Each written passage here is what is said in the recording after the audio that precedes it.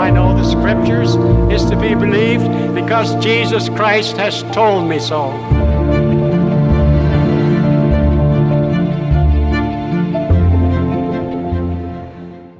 All right, welcome back to the Westminster podcast. I'm here with a special guest. It's a treat to have him with us. We're with Luke Laird. Now, if you don't know, Luke Laird is a Nashville heavy hitter. That's pushing it. and you know, maybe you haven't heard the name, but you might have heard his work, and you might even be a fan if you didn't know. So you have 20 plus Billboard #1 singles, 2 Grammys, a handful of CMAs. Yeah. But you're on the precipice of perhaps your greatest accomplishment, which is graduating from Westminster Theological Seminary. So thanks so much for being with us, Luke. Oh, thank you for having me. It's an honor to be here. Awesome. On campus, too. Yeah. So have you had a chance to talk to Dr. Duguid at all? I know he's a big country fan. No, I think I'm going to get to... Well, we have talked just via Zoom for a short stint, but I think I'm going to get to talk to him later today. Okay. Yeah, I think he wrote a 21-day country devotional. And the way he starts it, I love it. He says, well, I grew up in the South of England. Yes. And then I came to Jackson, Mississippi, and got acquainted with country music. So I only bring that up because you yourself are not from the South. You're from Pennsylvania, here in Pennsylvania. Northwestern PA, actually. A little town called Grove City that's north of Pittsburgh. That's where I grew up. So how did you get introduced to country music? Growing up, my parents always listened to, they weren't big music people, but other than, as my dad would say, he could play the radio. But they always had it on like the local country station. And I think as a young kid, I didn't really have appreciation for it. I was just more into whatever the popular music was. And Michael Jackson as a little kid, and then in high school, all the 90s hip hop and alternative music. But also in high school, I really started actually listening to lyrics and the country music. I think I just fell in love with the storytelling, and growing up in a rural area, it's like I could relate to a lot of the songs. That's when I really got into it, and got into songwriting as well. When I always was making up songs, but high school kind of really was like, I want to write songs. And how did you get into songwriting? Were you like in bands or anything like that? No, it was always kind of more just like in my bedroom with my guitar, making up songs, recording them on cassette tapes. For the younger people, you can Google it, what those are. But yeah, I just loved the creativity of it and making up my own songs, and didn't know that was even like a job or a career till I did a family vacation in Nashville between my sophomore and junior year of high school, and went to the Bluebird Cafe, which is kind of it's a tiny little place, but it's kind of famous for hosting songwriter nights, and I got to see some songwriters playing these songs that I had heard on the radio, and I just couldn't believe it. And really, from that moment, I was like, "That's what I want to do." I knew it wasn't necessarily a realistic goal, but it was just something I wanted to I was very passionate about writing songs, and seeing that in person really made it real, and I wanted to get to Nashville as soon as I could. How soon were you working in the industry? Did you have other jobs that you did before? Did you ever think that this would be like a full-time gig? Or? Well, I went to college and did a music business program at Middle Tennessee State University, but the goal the whole time was I wanted to be a songwriter, which obviously you don't need a degree for, but it at least got me close to Nashville, and I thought, well, at least I'll get a college degree and hopefully find a job somewhere in music, maybe. And so in college, had some interesting jobs. I worked at the post office for a little bit, worked for a landscaping company, worked at a daycare center. And so I was coming upon graduation, and, when you want to be a songwriter, the goal is to get a publishing deal. So publisher has to hear your songs and say, yes, we want to pay you to write songs for our company.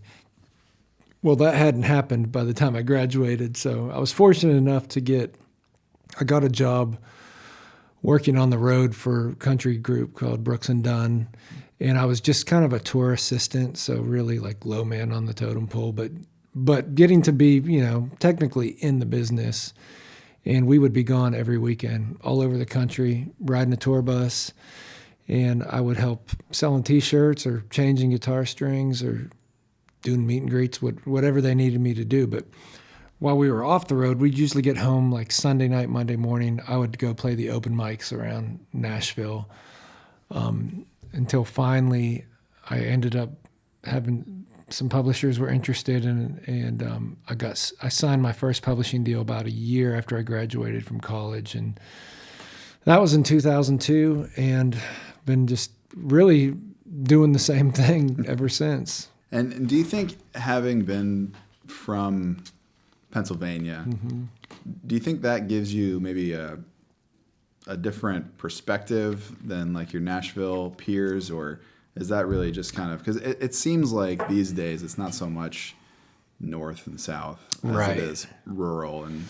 urban. Well, and that's the thing about Nashville, or even the people I work with. The majority of the people I work with aren't from Nashville. They're from really all over the country. Now, it's still, I would say, within country music, a good majority of the writers are from the South somewhere, but really all over. I mean, I've written with people from Boston to New Mexico to Washington State and everywhere in between. So it's but Nashville, it's really cool because the music business there does draw people from all over. So, and definitely within country music, with my upbringing, it helps to write. I love all kinds of music. It's just the genre that kind of comes most natural to me. Yeah. How did you make the transition to being a student at Westminster? How did that happen? And take that as far back as you want to. First of all, if you would have told me 20 years ago that I would be, taking seminary courses, I'd probably been like, first of all, I'd have been like, what's seminary? Man, it's just it's really a story of really just God's grace in my life. I would say it started. One of the prayers that I continue to have is that I pray to God that He, that I would desire the things that He desires. And my story is, it's one of just really God's grace in my life, because I grew up going to church. It was just, I would say, for me personally, it was just kind of more of a cultural thing. Like, I went because, my parents took me, and I'm so grateful they did. But really, once I graduated high school, went to college, I started off going to a church for a little bit, but I was more interested in, like, what do I want to do?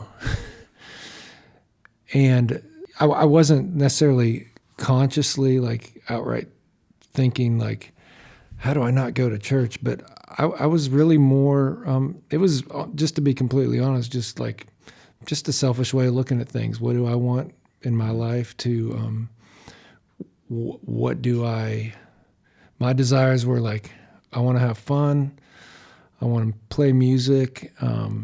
Wasn't really thinking at a deep level of who I am, who has God made me to be. Like, those never crossed my mind. It was more like, wake up, what do I want to do today? And so throughout college, I had a great college experience, but I also didn't know this at the time, but, really had an issue with alcohol. As far as, I just saw it at the time as like, well, I'm just having fun, and this is what college kids do. You drink beer on the weekends and do whatever you want to do. And the problem with that was that kind of bled into like young adulthood. I still, had a job, got my first publishing deal, so I was essentially like living the dream as far as what I wanted to do. I'm not saying I was making a lot of money or anything like that. It was just like, wow, I'm actually getting to be a songwriter. So write songs during the day, drink beer at night, party, have fun with my friends. And it really, thinking as I reflect on that time now, there was a lot of emptiness. I wasn't going to church other than when I thought, boy, it's been a minute since I went to church. I should probably go. There was no quiet times in the morning. There was, some just routine prayers here and there, but it wasn't until I got my second DUI when I was 27 years old. So at this point, I should know better.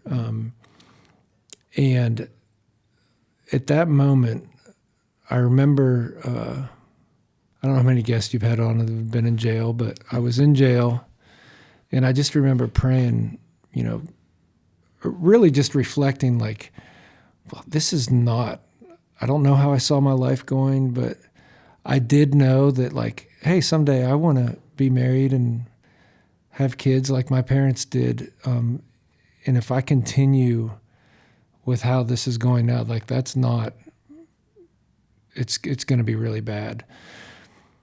I remember coming out of jail and having spent all this time in there and praying, and just, I tell people it was, it's really hard to explain, but it's almost like a physical, like I just like felt God like in a gentle way, but in a firm way, almost like grabbing the collar of my shirt. And I think for sure at that moment there was a sense of, wow, I've got no control over this. My life is in God's hands. I need to quit trying to run away from him. And there was a real, just a piece of like, wow, this is not my life. Like God has made me. These were things I'd been told, but just never sunk in. And at that point, I realized I have no control over this. This is God, and it's been slow and gradual, but I think for sure I can definitely pinpoint that moment to where I was like, wow, God is so kind. And I started being more interested in like knowing who God is. Not just having a Bible in my bedroom, but actually opening it and reading it.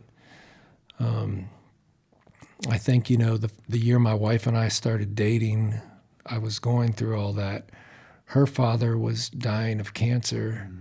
Like a lot of heavy things at one moment, to where those moments in someone's life where they really do start having the big questions. Yeah. And sorry, that's kind of a long way to get to Westminster, but because again, this was when I was 27. I'm now 46 years old. And so probably about, I honestly don't know the timeline, but between 5 and 10 years ago, as God's working on my heart, finally going to church regularly, hearing the gospel preached every week, I would start praying. One of my prayers was, it was just very simple, but just, God, I want to know you.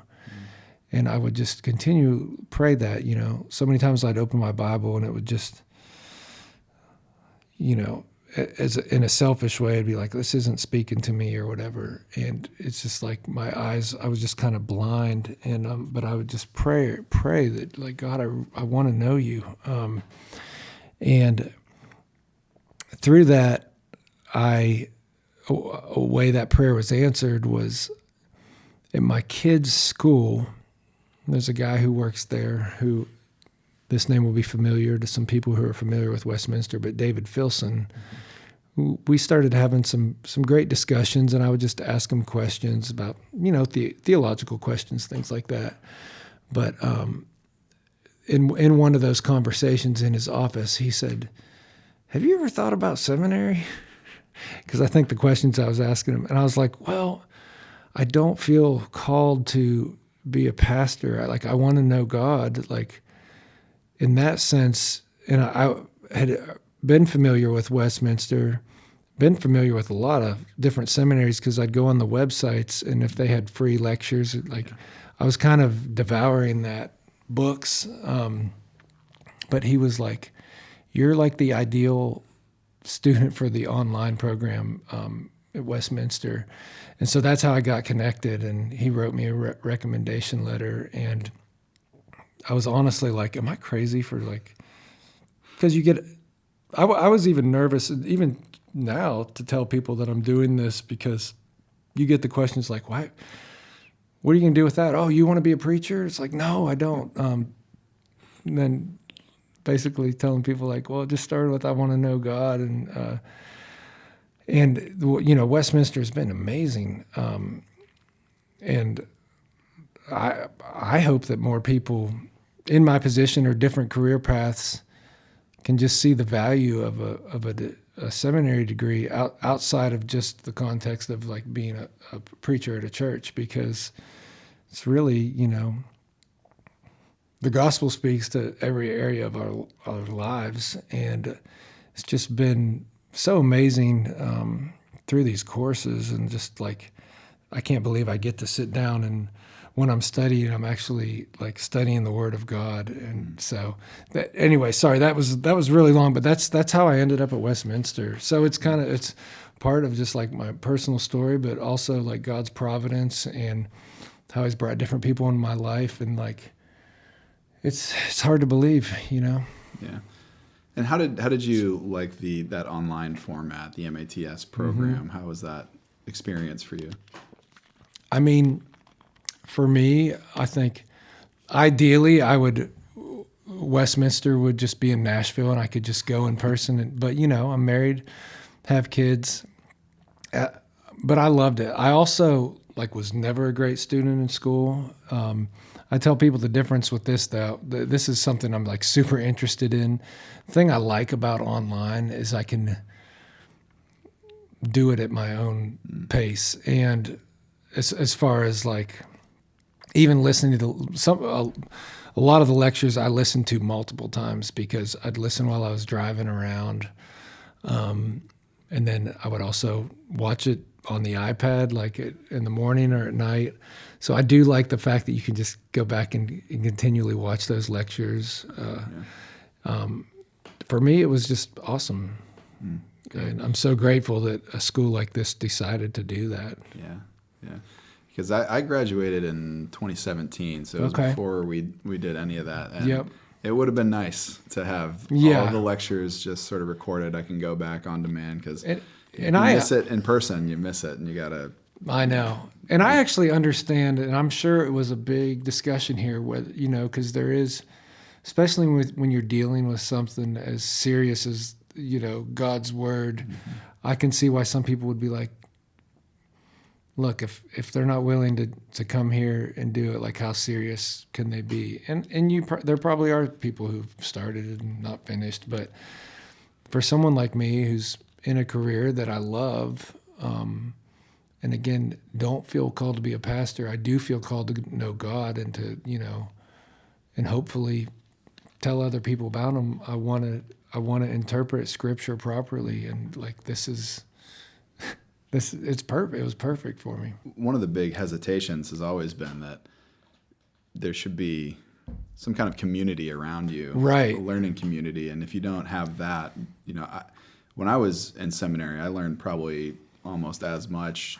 down at the local pub with the other students as I did in the classroom. And I think the technology for a long time just wasn't there to be able to do that. But in the last 5-6 years, you know, that's not really been too much of an issue anymore. We've got lots of ways to connect our students together. And I don't think anything will ever replace just sitting in a room with someone. But I will say, even just the small groups, I mean, getting to be with people, you know, yes, virtually, but to discuss, you know, the deep things of God, from people from, you know, all different walks of life. It's just amazing. And yeah, I mean, just like someone like Jerry Timmis, you know, we connected initially through a small group, and now have become friends, and it's pretty cool. So was there anything that you learned in a lecture or something at Westminster that kind of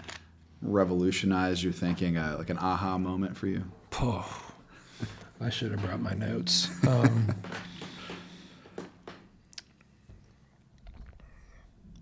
It's hard.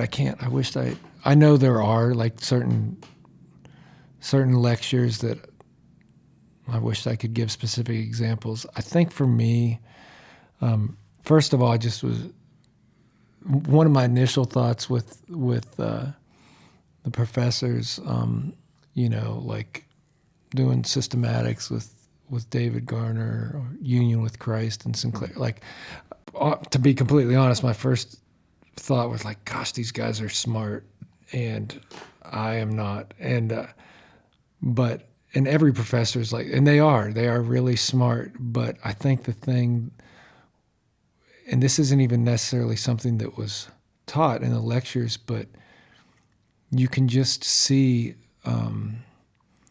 like they all carry themselves with humility. I don't know if that can be said with all really smart professors at all higher learning. Sure. And so you get to see these are men who, they don't just know a lot, but they actually, that's how they live their lives. And just on a personal level, now having had the opportunity to meet some of my professors in person, it's like, wow, they really, it's real. You know what I mean?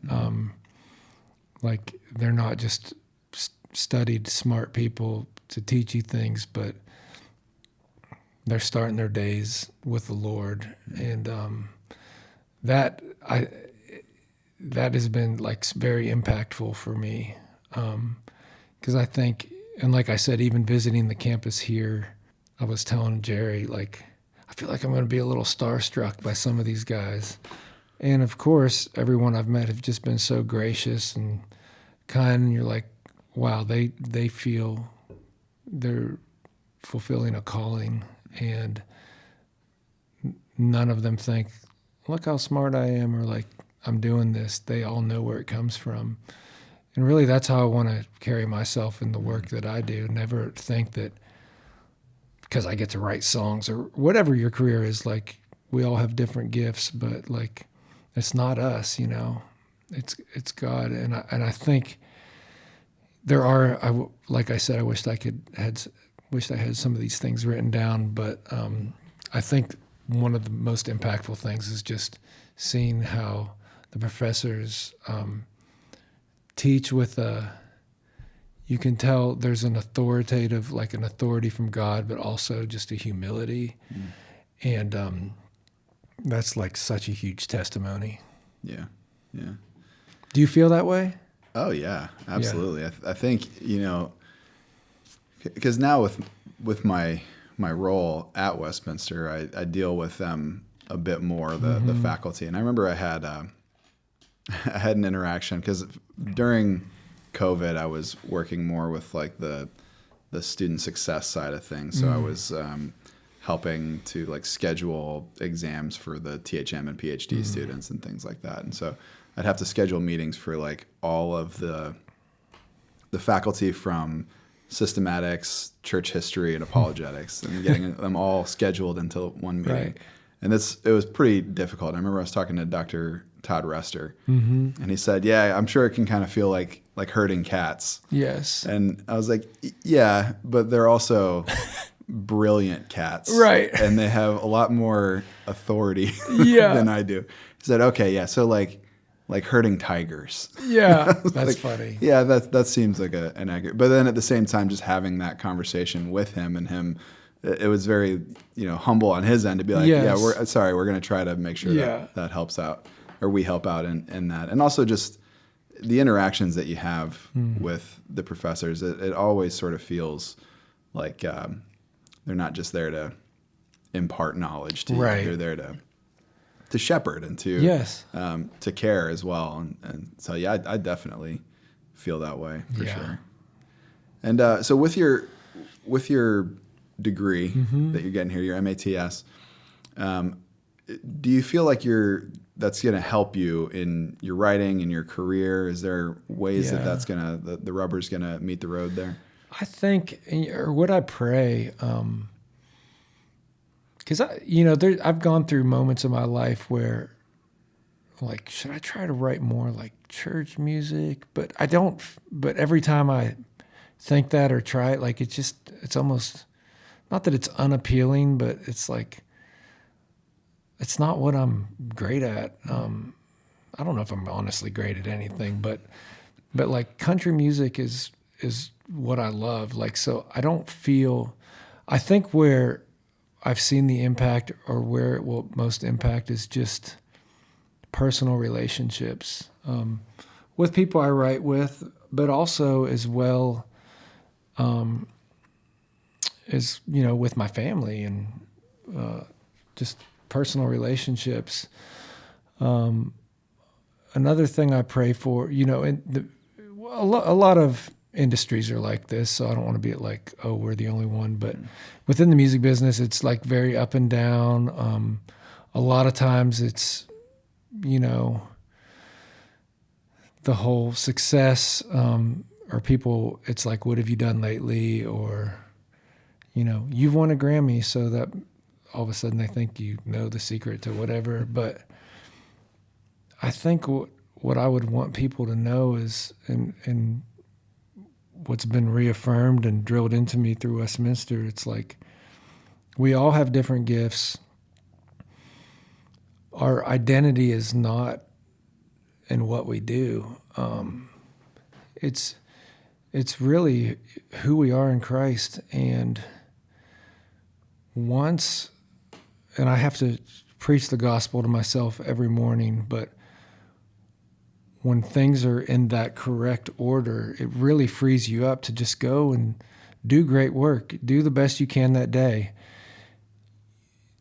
The great thing, well, there's obviously many great things.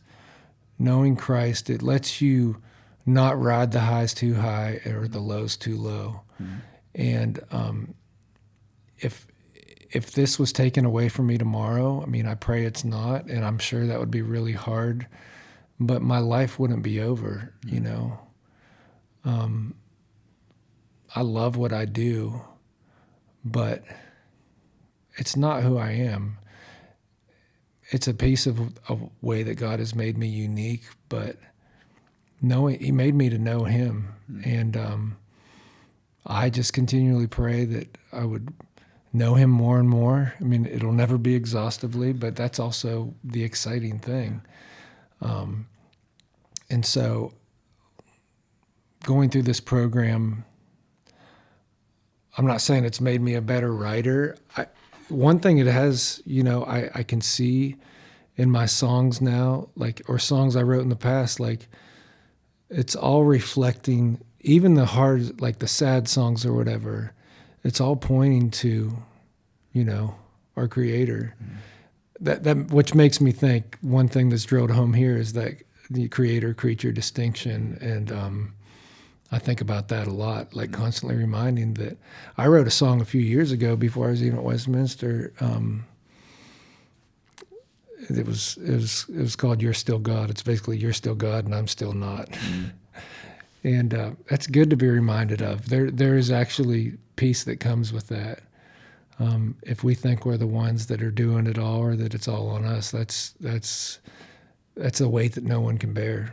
Well, hopefully your time here in the ivory tower at Westminster hasn't ruined your ability to relate to the everyman. Oh gosh, yeah, no.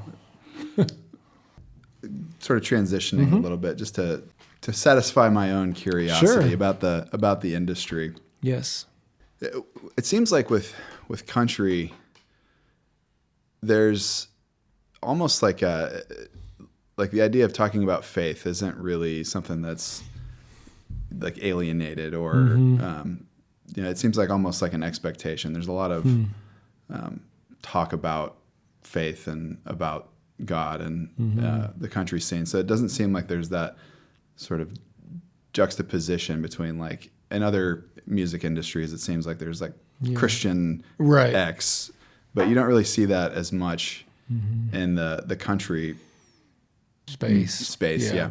So with that, is that something that you've seen? And because I'm rambling here, but No, it's fine. in 2016, around that time, 2015, 2016, I was, I'm not like a country music connoisseur. I'm surprised. Just kidding. I like country. It's Yeah. if I'm driving around and I'm Sure. on the radio, I'm finding the country station because it's better than whatever else is going to be on there. But I really got into sort of like maybe less commercial country. So I was listening to David Ramirez and Jason Isbell and Tyler Childers and Sturgill Simpson, those guys. And it seems like in that sort of less commercial space, there a lot of that side seems to be more on the sort of liberal left-wing side, whereas in more mainstream country, it seems like those guys are writing, try that in a small town, or God is great, beer is good, people are crazy, stuff like that. So is that something that you am I totally off base with that, or is there room in country for more on the mainstream side, more faith conversation? There might be, but I think a lot of it is just, well, to be completely honest, some of those songs maybe in mainstream that talk about God, that doesn't necessarily mean that even the person who wrote it's a Christian. It's kind of almost like a cultural thing. Yeah.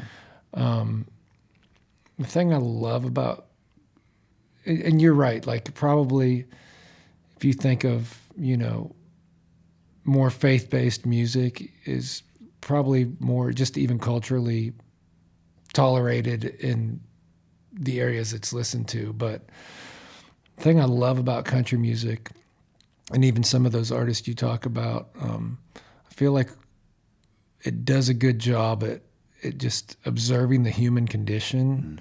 And whether you agree with the politics of a particular song, I tend to steer away from, I don't want my songs to get too like overtly political, something like that, because, I'm not going to, that's just not an area that I'm an expert in, first of all. And all I know is that people on both sides of it need Jesus. So, and no one, not one side or the other, has a stronghold on who can know Jesus. So, but what I love about country is it really taps into just all those real life things that everybody goes through. Nobody's family's perfect. People get divorced every day. People have addiction issues. I want to write about all of that because I think that, God sees all of it. And I don't even know what I'm really trying to say. I just love the storytelling of it. I love the honesty that I feel like are in a lot of country music lyrics. So I have no idea what kind of song I'll write tomorrow, but hopefully it's something somebody connects next to. And, I don't know what I'm trying to say, but Yeah. I mean, I probably, because I didn't know quite what I was asking. No, that was good. Yeah, I think, because, I just even think about, earlier today when we were together and you were playing that song that you wrote, So Small, Carrie Underwood. There seems to be, in a lot of Carrie Underwood stuff, that undertone of faith that comes through, Right. and yet she's massive. Yeah. And so it just seems like there's a unique opportunity to have that sort of, again, that undertone of faith. And I think so much of good Christian art is there's a subtlety to it. You don't have to beat people over the head with the gospel for it to be impactful. So, I agree. I mean, I had a pastor who told me the great thing about the gospel is that no matter where somebody is, it meets you there. I think about that a lot. And I think about that with some songs too. ideally, I like my songs to have some element of redemption, but I also want to be honest. So not every song is gonna like things are going terrible, and then here at the bridge everything works out okay. No, I think some great songs leave someone in a state of just contemplation and thinking about the bigger things in life. Mm-hmm. Now I'm not saying I write some silly songs too, and I think that's okay too. Like people want to have fun and smile and laugh, but I look forward to maybe even writing more songs that just cause us to stop and think. I feel like, maybe now more than ever, there's just so many distractions and people don't think, like, not that they don't think, but they don't think under the layer of what am I going to do today? I tell people and they think I'm funny or crazy, but I think about death all the time, and not in like a morbid way, but like we're all gonna die, and knowing Jesus, that's not a when I think about it, I don't have a hopeless, desperate feeling. I mean, I can already feel it in my body at 46 years old, like, oh, I don't feel like I did when I was 26. I think it's good for us to contemplate and think about those things. And that's why in the mornings and now more than ever, I have to have that time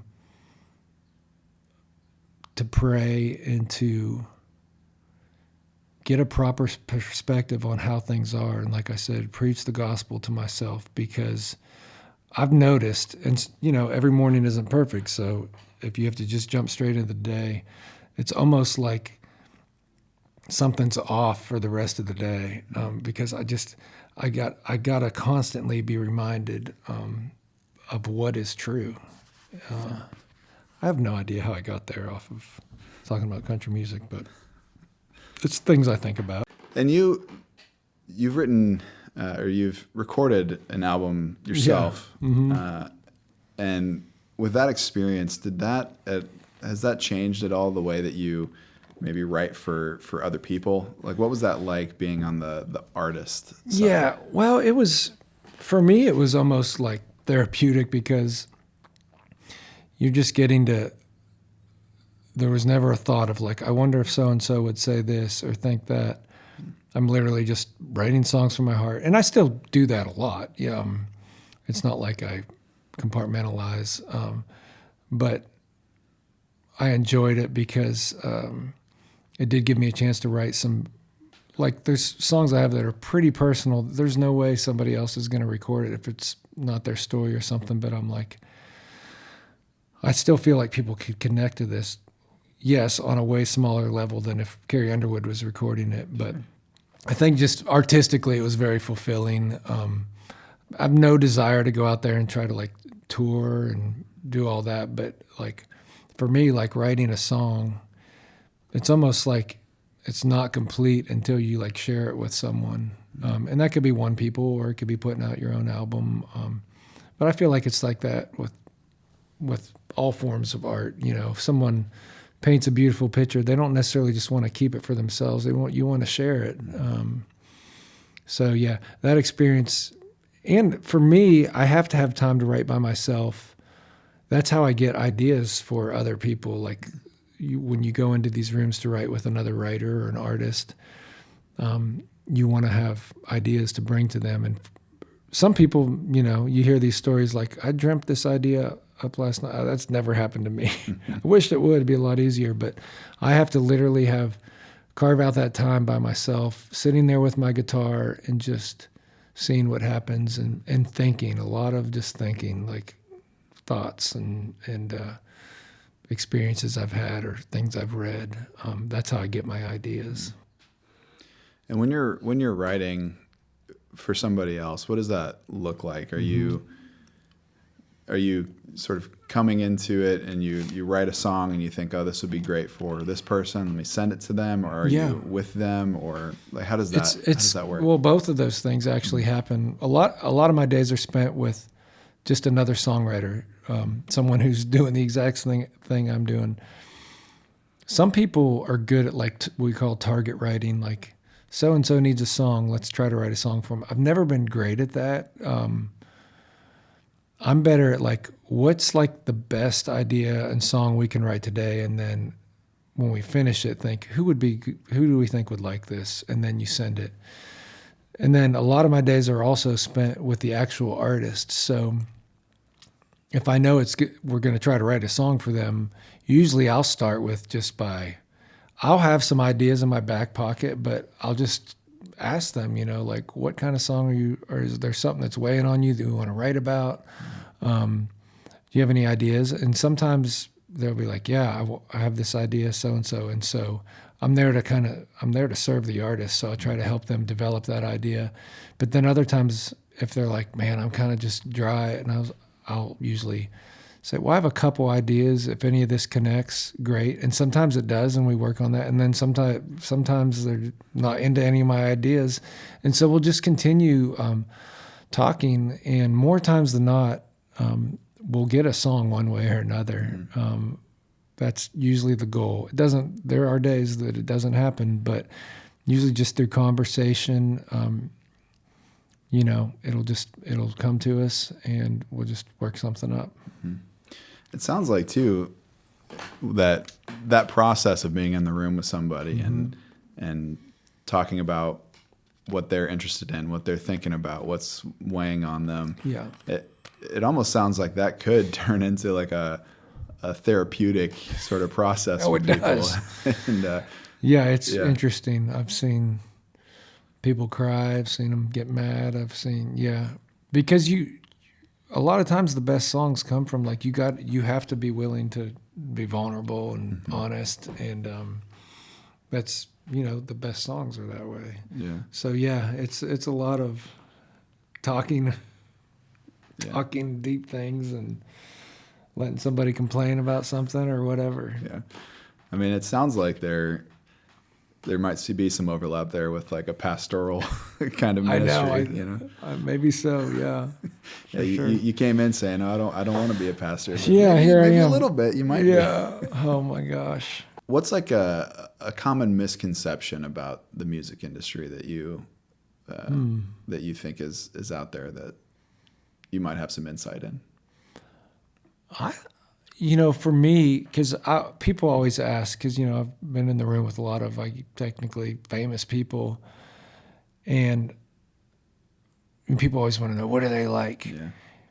In country music, at least my experience that I've had, more times than not, they're really kind and gracious, and most of the people I've worked with, when I'm sitting with them one-on-one in a room, there's no like, they're trying to be like, well, I'm the famous star, It's just like hanging out with any normal person, because they are normal people with the same wants and needs as everyone else. And maybe that was one of my misconceptions before I got into the music business. But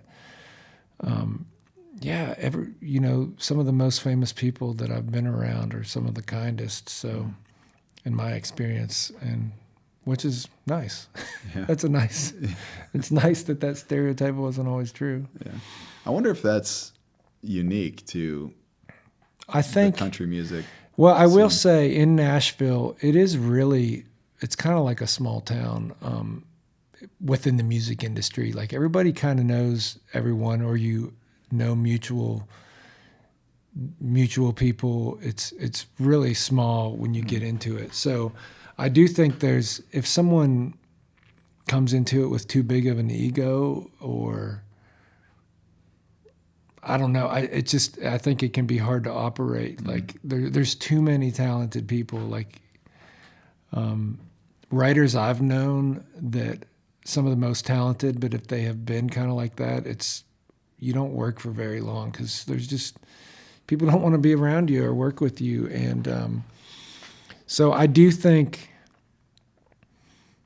Nashville is somewhat unique in that sense, that it is, even though it's competitive, there is a it's almost like it feels like a small community. And so people talk and everybody knows everyone, and there's good and bad to that. But I've been grateful because I've just met some wonderful people and some of the most talented people, honestly, in the world, that I can't believe I've got to sit in a room with. So it's been really cool. Cool. And what's next once you're done, graduated, Here? and all that? Do you have plans? Any big things you're working on, or? I just continue to work. Honestly, if I get to do this for another, who knows, 10 years maybe, I'd be thrilled. Just getting to be creative has been such a gift. Like I still have to pinch myself. I can't believe I get to wake up and basically do what I did in my bedroom as a kid for fun. Now I'm getting to do as a job. Doesn't feel like a job always. Some days it does, but so yeah. Next, I'm just continuing to write with, meet a lot of new artists and a lot of established ones. I'm excited about. Done some stuff recently with Eric Church, with someone who's outside of the country space, Lana Del Rey. Got to work with her a lot, and I'm going to have some things being released on her this year, and Casey Musgraves. But all just artists that I love what they do, are extremely talented, and I'm just grateful to get to be in the room, honestly. Yeah. Yeah, I know you worked on with Eric Church, drinking my hand. Yeah. That song is constantly stuck in my head. And it seems like it came out, how long was it? 10 years? At more? least. Yeah.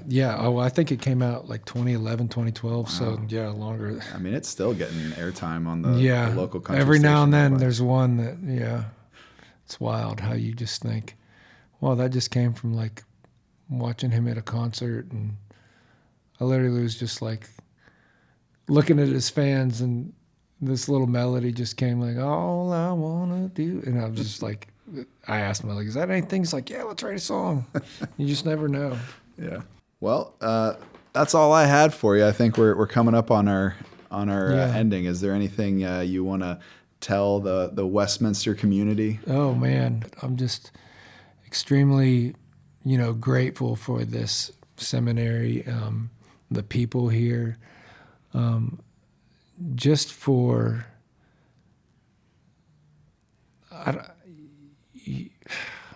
It's hard to say, but I feel the education I've got here is just like the beginning of me, like I said with that prayer that started, but like knowing God. And I'm just so it's fueled that fire and that hunger to want to know him more. And that was the only prayer I had. I feel like I've gotten so much more than that, but really there's nothing more than that, because that's the whole deal.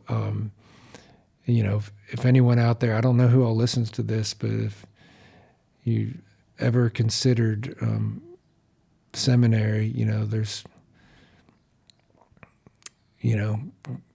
God might be tugging on you to check Westminster out, and I promise you will not be disappointed with just the wealth of knowledge here, and really the way that it just drives you into the Scripture and knowing God.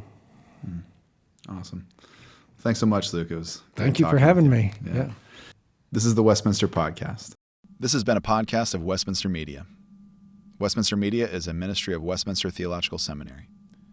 If you would like to join us in our mission to train specialists in the Bible to proclaim the whole counsel of God for Christ and His global church, please visit www.wts.edu/donate. This podcast was hosted by McLean Smith and edited by McLean Smith.